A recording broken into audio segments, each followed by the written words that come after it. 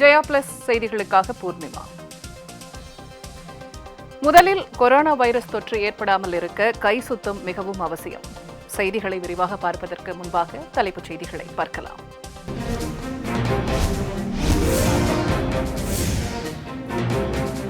தமிழகத்தில் மேலும் 6 பேருக்கு கொரோனா தொற்று, பாதிக்கப்பட்டோர் எண்ணிக்கை 35 அதிகரிப்பு.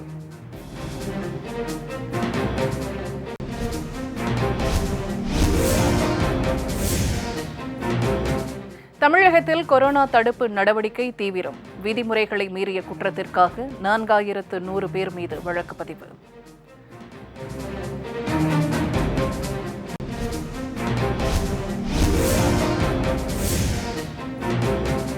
கொரோனா எதிரொலியாக நடுவழியில் நிறுத்தப்பட்ட சரக்கு லாரிகளின் ஓட்டுநர் மற்றும் கிளீனர்கள் உணவுக்கு தவித்து வரும் நிலை குறித்து டிடிவி தினகரன் கவலை. உதவுவதற்கான முன்னெடுப்புகளை மத்திய மாநில அரசுகள் உடனடியாக செய்ய வலியுறுத்தல்.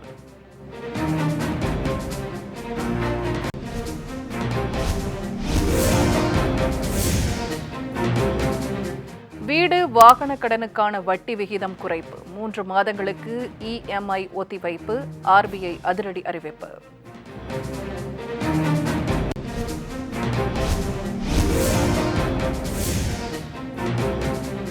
நாடு முழுவதும் கொரோனா வைரஸால் பாதிக்கப்பட்டுள்ளோர் எண்ணிக்கை 753 அதிகரிப்பு. 18 பேர் உயிரிழப்பு.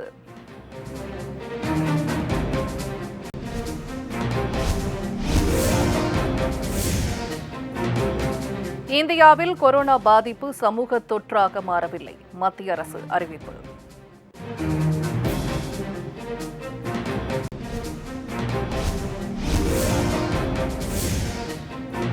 கொரோனா பாதிப்பில் சீனாவை முந்தியது அமெரிக்கா. 1300 பேர் பலி, 85,000க்கும் மேற்பட்டோருக்கு தொற்று.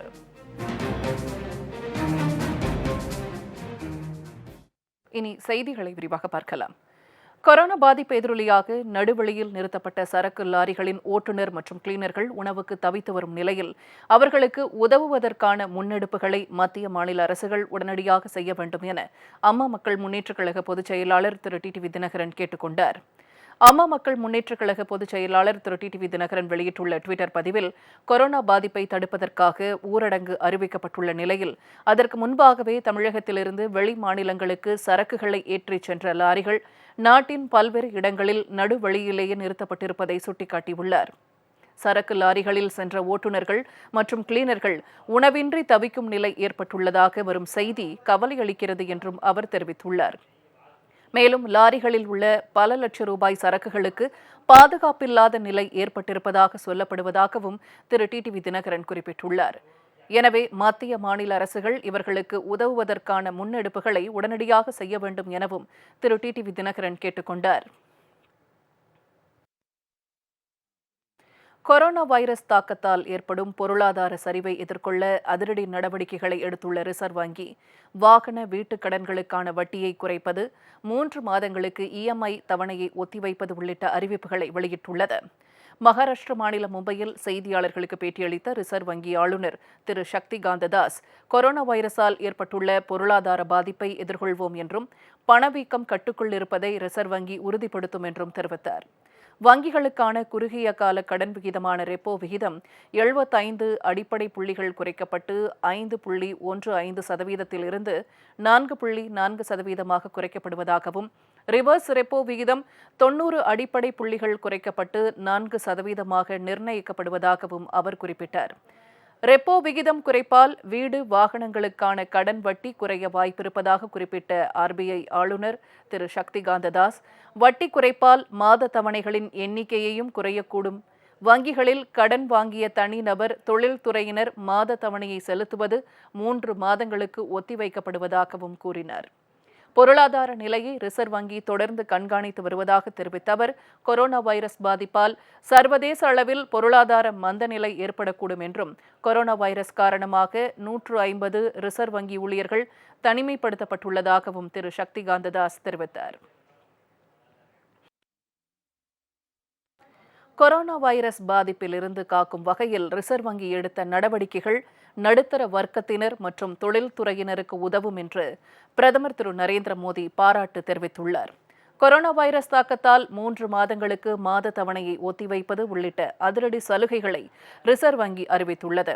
இந்நிலையில் இது தொடர்பாக சமூக வலைதளமான ட்விட்டரில் பிரதமர் திரு நரேந்திர மோடி வெளியிட்டுள்ள பதிவில், கொரோனா வைரஸ் பாதிப்பிலிருந்து நமது பொருளாதாரத்தை பாதுகாக்க ரிசர்வ் வங்கி மிகப்பெரிய நடவடிக்கைகளை எடுத்துள்ளதாகவும், இந்த அறிவிப்பு பணப்புழக்கத்தை அதிகரிப்பதுடன் நிதி செலவை குறைக்கும் என்றும், நடுத்தர வர்க்கத்தினர் மற்றும் தொழில்துறையினருக்கு இது உதவும் என்றும் பாராட்டு தெரிவித்துள்ளார். தமிழகத்தில் மேலும் 6 பேருக்கு கொரோனா வைரஸ் தொற்று உறுதி செய்யப்பட்டுள்ளது.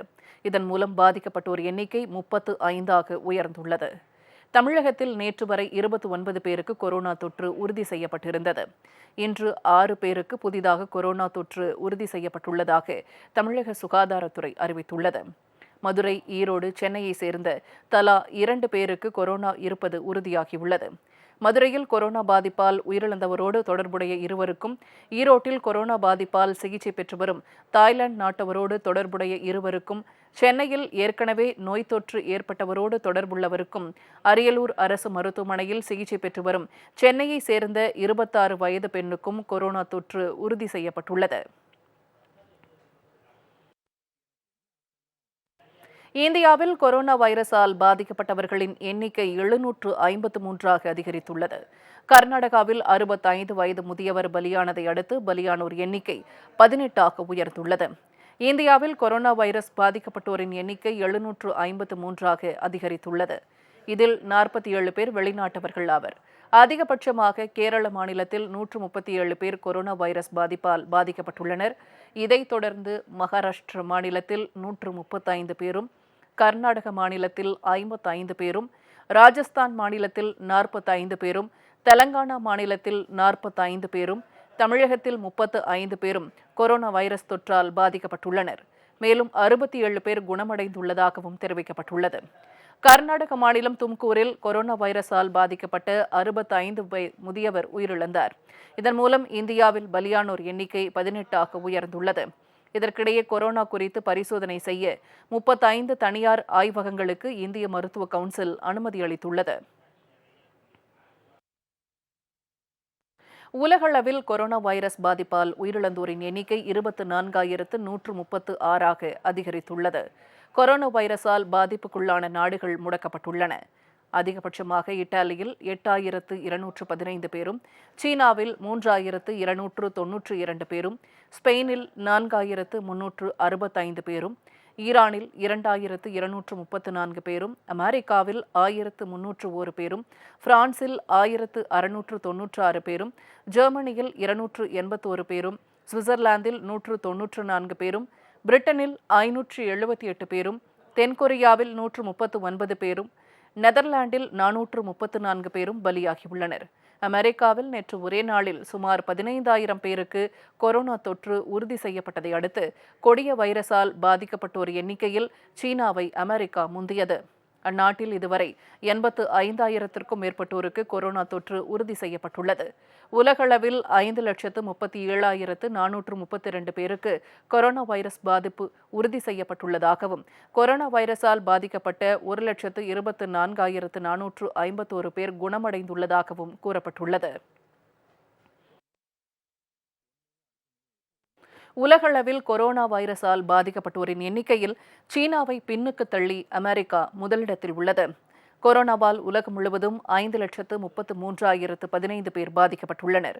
இதில் சீனாவில் 81,340 பேர் கொரோனா வைரஸால் பாதிக்கப்பட்டுள்ளனர். இந்நிலையில் கொரோனா வைரஸால் பாதிக்கப்பட்டோரின் எண்ணிக்கையில் சீனாவை பின்னுக்கு தள்ளி அமெரிக்கா நோய் தொற்றில் முதலிடத்தில் உள்ளது. அமெரிக்காவில் 85,612 பேர் கொரோனா வைரஸால் பாதிக்கப்பட்டு சிகிச்சை பெற்று வருகின்றனர். மேலும் 1,301 பேர் உயிரிழந்துள்ளனர். ஜம்மு காஷ்மீரில் 8 மாத குழந்தைக்கு கொரோனா தொற்று உறுதி செய்யப்பட்டுள்ளது. யூனியன் பிரதேசமான ஜம்மு காஷ்மீரில் இதுவரை 14 பேருக்கு கொரோனா தொற்று உறுதி செய்யப்பட்டுள்ளது. இதில் ஒருவர் சிகிச்சை பலனின்றி உயிரிழந்துள்ளார். சவுதி அரேபியாவில் இருந்து ஸ்ரீநகர் திரும்பிய முதியவர் ஒருவருக்கு அண்மையில் கொரோனா தொற்று உறுதி செய்யப்பட்டது. தற்போது அவரது பேரக்குழந்தைகளான 7 வயது சிறுவனுக்கும் 8 மாத குழந்தைக்கும் கொரோனா தொற்று உறுதி செய்யப்பட்டது. இதன் மூலம் நாட்டிலேயே குறைந்த வயதுடைய கொரோனா நோயாளியாக இந்த 8 மாத குழந்தை அறியப்பட்டுள்ளது. சர்வதேச அளவில் மனித குலத்திற்கு மிகப்பெரிய அச்சுறுத்தலாக உருவெடுத்துள்ள கொரோனா வைரஸ் இந்தியாவிலும் தலை தூக்கியுள்ளது. இது சமூக தொற்றாக மாறாமல் விரட்டியடிப்பதற்கான நடவடிக்கையில் மத்திய மாநில அரசுகள் ஈடுபட்டுள்ளன. கொரோனா தடுப்பு நடவடிக்கையில் இரவு பகல் பாராமல் ஈடுபட்டுள்ள போலீசாருக்கு அனைவரும் முழு ஒத்துழைப்பு அளிக்க வேண்டும் என்றும், தேவையில்லாமல் வாக்குவாதத்தில் ஈடுபடக்கூடாது என்றும் பொதுமக்களே வேண்டுகோள் விடுத்துள்ளனர். அவங்கவுங்க தனிமையில் இருங்க, கொஞ்சம் டிஸ்டன்ஸாக இருங்க, தனிமைப்படுத்துங்க. இந்த 21 டேஸுக்கு அப்புறம் என்ன ஆகுங்கன்னு இன்னும் அது that is a big question. அது ஏப்ரலுக்கு அப்புறம் எப்படி ஆக போகுது என்னென்னு ஒன்றும் புரியல. இப்படியே எத்தனை நாள் தான் ஓட்ட முடியும் சொல்லுங்க வாங்கலாம். அதனால் போலீஸோட கொஞ்சம் கோஆப்ரேட் பண்ணி, ஜனங்களும் பப்ளிக்கோட கோஆப்ரேட் பண்ணி அவங்க கொஞ்சம் இருங்கன்னா இம்பார்ட்டன்ட். அன்னெசரி நெசன்சியல் இருந்தால் தான் வெளியில் வரணும். அன்னெசரி வெளியில் வரவே வேண்டாம், அவசியமே இல்லை. போலீஸ்க்கு கண்டிப்பாக மக்கள் அவங்க சொல்கிறது என்ன சொல்கிறாங்க, நம்ம நல்லது தான் சொல்கிறாங்க. அது நம்ம சேஃப்டியாக இருந்தால் தானே பெட்டர். உங்களுக்கு நாளைக்கு யாருக்கு வேணால் பரவாயில்ல. இப்போ அவங்ககிட்ட ஜனங்கள் தான் பரவாயில்ல. அவங்க எல்லாம் கையெடுத்து எதுக்கு கும்புறாங்க, வெளியே போகாதீங்க, எதுக்கு ரிஸ்க் எடுக்கிறீங்க, அவங்கக்கிட்ட ஒரு 4 பேர் கூழ் சுற்றி தானே வரப்போகுது உங்களுக்கு. அதனால் கொஞ்சம் நம்ம அவங்க போலீஸில் நம்ம கொஞ்சம் கேட்டு நடந்தால் கொஞ்சம் எல்லாம் கம்ஃபர்டபுளாக போகும் எல்லாமே உங்களுக்கு. அதனால் எல்லாம் கொஞ்சம் கோஆப்ரேட் பண்ணால் நல்லது தான் உங்களுக்கு. போலீஸ் இப்போ நல்லா செஞ்சுட்டு இருக்காங்க. சாதாரண ஒத்துழைக்கல, வீட்டை விட்டு போக முடியாது. அவசியமே இருந்தால் தான் வெளியில் போகணும், வேறு எங்கேயும் போகக்கூடாது. இது எல்லோரும் ஒத்துழைச்சா தான். போலீஸை யார் அரசாங்கத்துக்கு உத்தரவு மக்களுக்காக செய்கிறாங்க. அதனால் நீங்கள் எல்லோரும் சேர்ந்து போலீஸுக்கு ஒத்துழைப்பு கொடுத்து இந்த நல்ல வெற்றிகரமாக நடத்தி கொரோனாவை கம்ப்ளீட்டாக எலிமினேட் பண்ணணும். அதுதான்.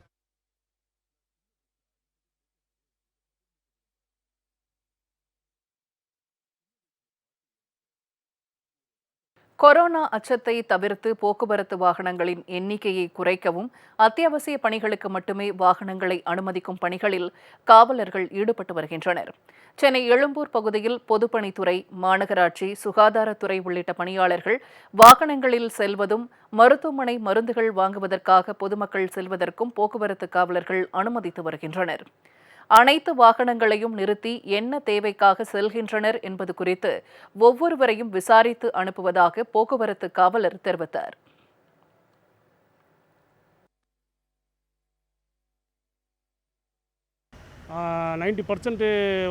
எல்லாரும் ஒத்துழைப்பு கொடுக்குறாங்க. மற்ற சர்வீஸ், இந்த எசென்சியல் சர்வீஸு, அப்புறம் நம்ம அந்த ஹாஸ்பிட்டலு ஸ்டாஃபு, நர்ஸு, இவங்க ஸ்டாஃப் டியூட்டி பார்த்து சேஞ்ச் பண்ணிட்டு வர்றதுனால அவங்க ஐடி கார்டு பார்த்து செக் பண்ணிட்டு தான் நாங்கள் அனுப்புகிறோம். பெரும்பாலும் இந்த கூட்ஸு கேரியர் இதெல்லாம் நாங்கள் செக் பண்ணுறது கிடையாது. அவங்களாம் அன்றாட அத்தியாவசிய பொருளெல்லாம் எடுத்துகிட்டு போகிறதுனால அதெல்லாம் நம்ம இது பண்ணுறது கிடையாது சார். ஆனால் மற்றபடி எல்லாம் பப்ளிக் நல்லா ஒத்துழைப்பு கொடுக்குறாங்க. சென்னை அண்ணா சாலை ஸ்பென்சர் சிக்னல் அருகே அத்தியாவசியமின்றி சுற்றிய இளைஞர்களின் வாகனங்களை பிடித்து வைத்ததோடு கொரோனா குறித்த விழிப்புணர்வை பொதுமக்களுக்கு ஏற்படுத்தவும் காவல்துறையினர் அறிவுறுத்தினர். இருசக்கர வாகனத்தில் செல்பவர்கள் விரைந்து தனது வீட்டிற்கு செல்லுமாறு காவல்துறையினால் கேட்டுக்கொள்ளப்படுகிறது. 144 தடை உத்தரவு போட்டிருப்பதால் யாரும் வெளியே வர வேண்டாம் என காவல்துறையினரால் அறிவிப்பு செய்யப்பட்டுள்ளது. தனது வீட்டிற்குள் யாரும் கொரோனாவை கொண்டு செல்ல வேண்டாம், வீண் விரையாக வெளியே சுற்ற வேண்டாம் என்று கேட்டுக்கொள்கிறார்கள். இனிமேல் நான் அந்த தவறை செய்ய மாட்டேன், வெளியில் சுத்த மாட்டேன். 21 டேஸ் சொல்லியே இருப்பேன். என்னை போல் யாரும் தவறு செய்ய வேண்டாம் என்று நானும் கேட்டுக்கொள்கிறேன். உண்மையாக சொல்ல போனால் நம்மளோட காவல்துறை ரொம்ப முக்கியமாக அவங்க தான் ஒர்க் பண்ணுறாங்க. இப்போ கூட நான் ஹெல்மெட் போடாமல் தான் போனேன். என்னை கூப்பிட்டு ஹெல்மெட் போட சொன்னாங்க. திரும்பி ரோடு காலியாக தான் இருக்குது. அப்போ கூட நான் ஹெல்மெட் போட்டு போக சொல்கிறாங்க. அந்தளவுக்கு நம்ம கேர் பண்ணுறாங்க. நம்ம அதுக்காக வீட்டிலே இருக்கும்படி தாழ்மையை கேட்டுக்கொள்கிறேன். அதே நேரத்தில் சென்னை மாநகராட்சி அலுவலகம் அருகே மருத்துவமனைக்காக வந்த வாகனத்தை பிடித்து வைத்து வயதான பெண்மணியையும் அவருடைய பேரனையும் அனுப்பிவிட்டனர்.